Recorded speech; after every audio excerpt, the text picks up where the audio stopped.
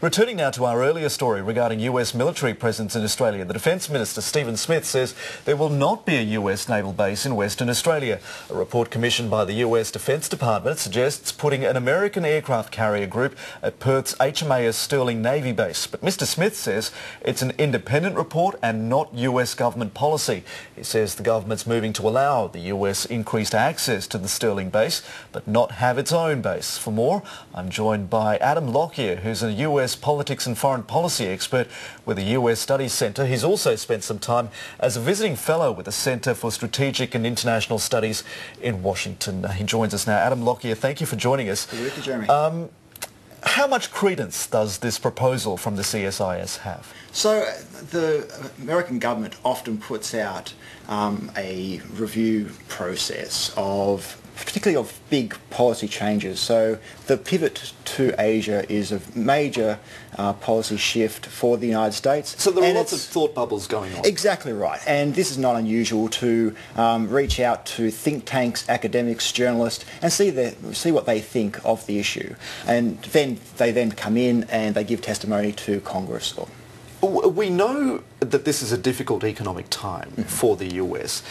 And a project like this would require a lot of investment, either from Australia or solely by the US, which it has expressed it's not willing to do. It's cutting back its ground troops, it's cutting back its military hardware. Is this going to be shot down before it gets very far at all? I think that the carrier group will probably be shot down very quickly.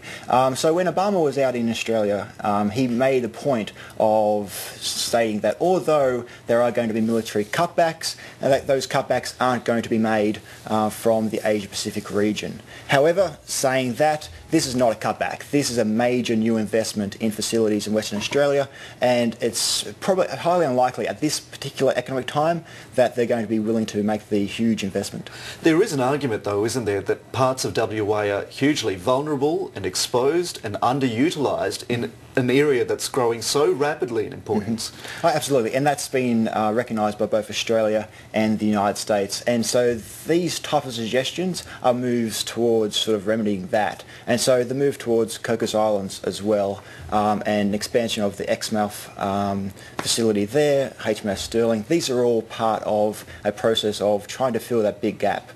Part of the US strategy is also to shift the burden, the cost burden, because it's been, you know, in Iraq and Afghanistan for the best part of a decade. How ready is a country like Australia to pick up the slack?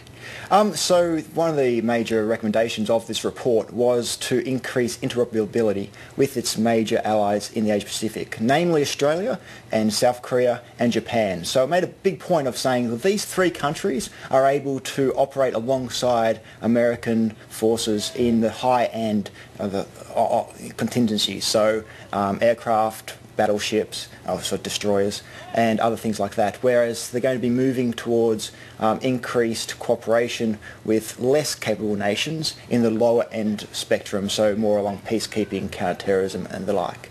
So Stephen Smith has foreshadowed that there will eventually be greater access for US troops at Stirling, not a full-blown carrier group there.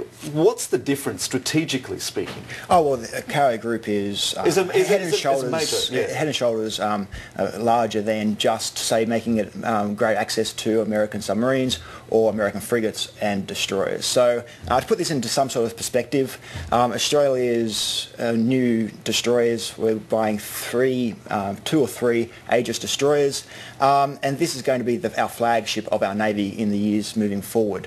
When you're talking about a carrier battle group, these are support vessels, right? This is sort of the scale we're talking about. They're talking about 80 aircraft on an aircraft carrier. This is a major contribution to be able to project force into the ocean and up into South China Sea. One of the other ideas in this report was to expand cooperation around Darwin, of which there's some negotiation around that now still to be finalised, but it's going ahead.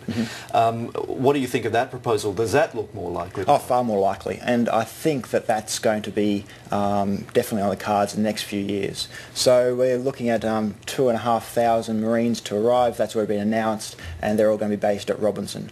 But we'll also probably see increase in cooperation with Southeast Asian nations, particularly Malaysia, Singapore and Indonesia. They'll be invited to the top end to conduct exercises with these troops. Because they're also watching the rise of China, the rise of India, with some degree of trepidation as well, aren't they? Absolutely, and we already see some moves by these nations to balance the rise of China independently of the United States. So that they're already moving in that direction already, and having been able to gain access to American forces and American training and equipment and other things in the top end will be very attractive to these nations. You couldn't really call it an arms race, but it's certainly setting up the scene for some sort of confrontation here if you know, everyone's getting their gear ready, so to speak. So last year we saw a major, I guess, an epoch with the Asia region outspending Europe for the first time for decades, right? So the Asian nations are now outspending Europe in defence spending.